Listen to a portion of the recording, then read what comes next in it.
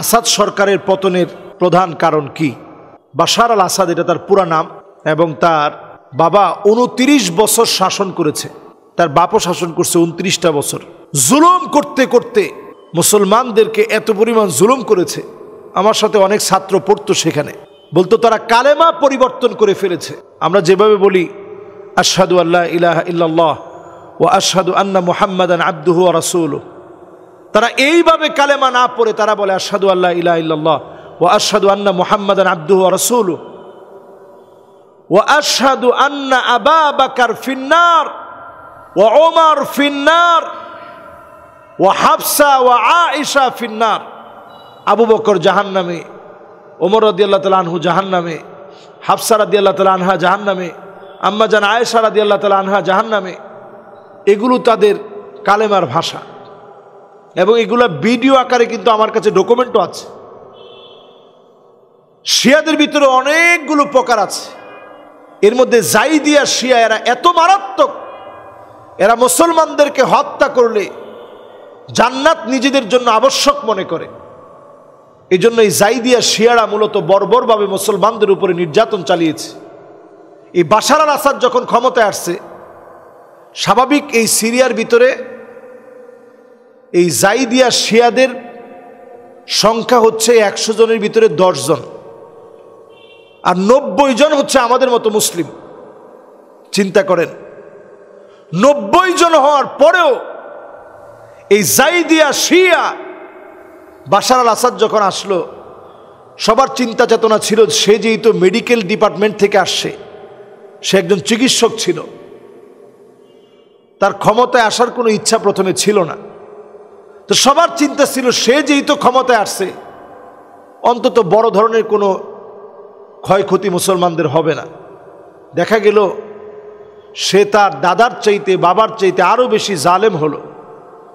নূহ আলাইহিস সালামের জমানার মতো প্রথম যুগের লোকেরা পাথর মেরেছে, ইট মেরেছে, মাটির দোলা দিয়ে ওনাকে লক্ষ্য করে আক্রমণ করেছে, গালিগালাজ করেছে, কখনো কখনো পাগল পাগল বলে তাড়িয়ে নিয়ে গিয়েছে। পরবর্তী প্রজন্মে উনি বারবারই আল্লাহর কাছে বলছে, আল্লাহ পরবর্তী প্রজন্ম ভালো হবে, এরপরের প্রজন্ম ভালো হবে, এরপরের প্রজন্ম ভালো হবে। শেষ প্রজন্ম এতটা বেয়াদব হলো, গলার ভিতরে দড়ি লাগায়া নবী নূহ আলাইহিস সালামকে যখন টানতেছিলেন, আর সহ্য করতে পারেন যে আল্লাহ আর কেমনে সহ্য করি। মাত্র 82 জন মানুষ কালেমা পড়লো, তাওহীদের দিকে আসলো, আর সবই তো আল্লাহ বিরোধিতা করতেছে। আল্লাহ কোনোদিন বদদুয়া করি নাই, কিন্তু এখন তো আর আল্লাহ সহ্য করতে পারতেছি না। এরপরে তিনি বদদুয়া করলেন, তাদেরকে ধ্বংস করা হলো। বাশার আল আসাদ এত বড় জালেম, এহেন কোনো নির্যাতন নাই যেটা সে মুসলমানদেরকে করে নাই। 5 লক্ষ মানুষকে শহীদ করেছে, 60 লক্ষ মুসলমানদেরকে শরণার্থী বানিয়েছে, কম পক্ষে লক্ষ লক্ষ মুসলমানকে কারাগারের মধ্যে প্রেরণ করেছে। সিদনায় কারাগারের মধ্যে মাত্র একটা, এরকম বহু কারাগার আছে যেগুলোর হদিস এখনো পর্যন্ত পাওয়া যায় না, সামনে হয়তো মিলবে। সেখানে আমার মুসলমানদেরকে কারেন্ট শর্ট থেকে শুরু করে এত পরিমাণ টর্চার করেছে, অনেকে তাদের জ্ঞান হারিয়ে ফেলেছে, অনেকে আতঙ্কে পড়তে পড়তে এখন আর হুঁশ নাই, কাউকে চিনে না। অনেকের জানাজা হয়ে গেছে, মনে করছে জীবনে আর বেঁচে নাই। অনেক 13-14 বছরের মেয়েদেরকে নিয়ে গেছে শুধু জুলুম নির্যাতন করার জন্যে, যাদের এই জেলখানার মধ্যে বাচ্চা হয়ে গেছে। এরকম জুলুম নির্যাতন দিনের পর দিন চালানোর পরে দাড়ির ভিতরে আগুন লাগায়া টাইনা টাইনা একটা একটা করে দাড়ি ছিঁড়ে ছিঁড়ে ফেলছে, বুড়ি কেটে পেট কেটে নারী বুড়িগুলো টেনে টেনে বের করছে। উম্মতে মুহাম্মাদির বড় একটা কবরস্থান করে ওইটার মধ্যে মানুষগুলাকে জীবন্ত ছেড়ে দিয়েছে। এই সব জুলুম বাশার আল আসাদের সময়ে এই সবগুলো জুলুম হয়েছে। আল্লাহ রাব্বুল আলামিন জালেমদেরকে ছেড়ে দেন, তবে একবারে ছাড় দিতে দিতে শেষে এমন একটা জায়গায় নিয়ে যান যে জায়গা থেকে জালেম নিজেও জানে না যে এই জায়গা থেকেই তার পতনটা ঘটবে। 8ই ডিসেম্বর এত বেশি হামলা হয়েছে 7ই ডিসেম্বর, সে মনে করছে কোনোভাবেই এরা উঠে দাঁড়াবে কেমনে, যাদের খাবার নাই, খাদ্য নাই, বাসস্থান নাই, চিকিৎসা নাই, কিছু নাই। 5 লাখ মানুষ শহীদ হয়ে গেছে, এরা আবার সংঘবদ্ধ হবে কেমনে? এই মানুষগুলোকে দিয়ে আল্লাহ তাআলা কেমনে সংঘবদ্ধ করে দিলেন, কল্পনার বাইরে। মানুষ এই সমস্ত বিজয়ের সময় তাকায় বলে নাসরুম মিনাল্লাহি ওয়া ফাতহুন করিব, আল্লাহ এটা আপনার সাহায্যে হয়েছে, অবশ্যম্ভাবী এই বিজয় আল্লাহ আপনি দিছেন। আল্লাহ কেমনে সম্ভব হইল? এখন সারা দুনিয়া যে বলছে, এটাই আল্লাহ রাব্বুল আলামিন দেখতে চান যে আমি আল্লাহ সব দিতে পারি, এই পৃথিবীর ভিতরে সব আসতে পারে আল্লাহ চাইলে।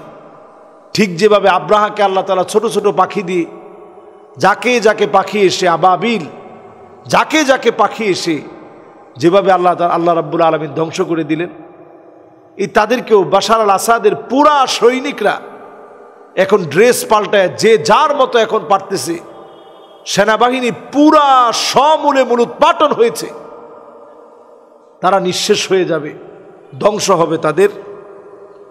এই বাশার আল আসাদের মূল অন্যায় অনেকগুলো, এর মধ্যে প্রতিনিয়ত সে মানুষকে মেরে কেটে হত্যা করে, জুলুম নির্যাতন নিপীড়ন করে মুসলমানদেরকে দমিয়ে দিতে চেয়েছে। এই জাইদিয়া শিয়াগুলো এতটা বর্বর, তারা নাইরুস পালন করে, বড় অনুষ্ঠান পালন করে, সেখানে আবু বকর, ওমর রাদিয়াল্লাহু তাআলা আনহুর নাম লিখে গাদার গায়ে গাদাকে পিটাইতে থাকে, কুকুরের নামে লিখে কুকুরের মধ্যে লিখে কুকুরকে পিটাইতে থাকে, এইভাবে জুলুম নির্যাতন করতে থাকে।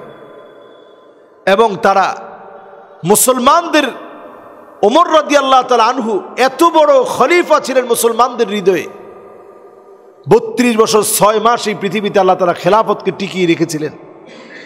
সেই খিলাফতের ভিতরে স্বর্ণালী সময় হযরত ওমরের সময়, এই সময়কে হযরত ওমর রাদিয়াল্লাহু তাআলা আনহু কত কষ্ট করে সাজিয়েছেন।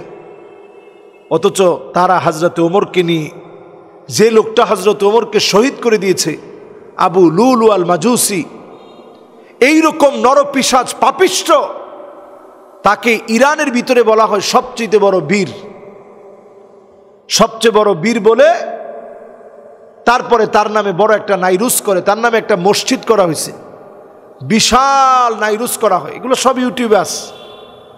বিশাল মসজিদ করেছে, তাদের একটা অনুষ্ঠান হয়, যে অনুষ্ঠানের দিন একেবারে জমকালো আয়োজন করে তারা সাজিয়ে অনুষ্ঠান করে। অথচ ওমর রাদিয়াল্লাহু তাআলা আনহুকে যে লোকটা শহীদ করে দিছে, তাকে কেন্দ্র করে অনুষ্ঠান করা হয়। মাআযাল্লাহ, আল্লাহর কাছে আমরা পানাহ চাই। মুসলমানরা এখনো আমরা মার খাচ্ছি আমাদের ভিতরের নানা কোন্দলের কারণে। আমরা বলতে চাই, প্রত্যেক আকীদা পরিষ্কার পরিচ্ছন্ন যদি না হয়, আপনি আমি কেমনে করে ইসলামের বিজয়ের জন্য কথা বলতে পারি? আজকে একটু চিন্তা করেন, এই সমস্ত বিষয় আমরা অনেকে জানিই না।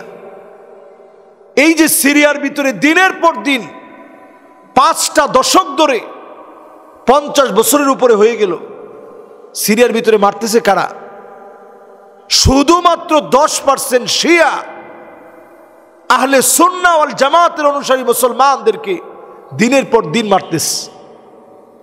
এবং তাদের এই জুলুমের কারণেই বাশার আল আসাদ এতদিন ধরে রাশিয়া থেকে অস্ত্রগুলো কিনে এনে, অস্ত্রের ঘাঁটি ছিল এখানে, এই অস্ত্রের ঘাঁটি ছিল এই সিরিয়ায়, রাশিয়া থেকে আসতো, মুসলমানদেরকে হত্যার অস্ত্রগুলো এখান থেকে চলতো। এবং এই জন্য রাশিয়া দেখা যায় প্রায় সময় মুসলমানের সঙ্গে একটা চুক্তি করে রাখে যে তোমাদের সাথে আমরা আসি, আমেরিকা বিরোধিতা করলে কি হবে, আমরা আসি।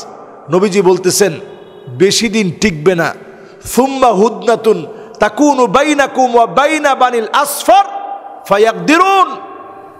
রাশিয়ার সঙ্গে যে চুক্তি মুসলমানের হয়েছে, এটা বেশি দিন টিকবে না, আল্লাহর নবী বলে গেছেন।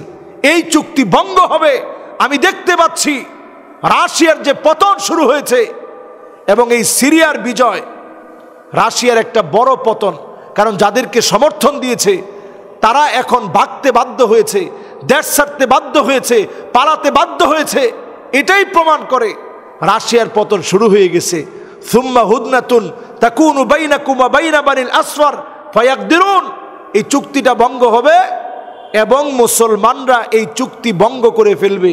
যেই চুক্তি রাশিয়া অস্ত্র চুক্তি হিসাবে আমাদের কাছে অস্ত্র দিচ্ছে, মুসলমানের সাথে তাল মিলিয়ে চলছে, সংঘাতের দিকে মুসলমানকে ঠেলে দিচ্ছে, এই চুক্তি বেশি দিন থাকবে না।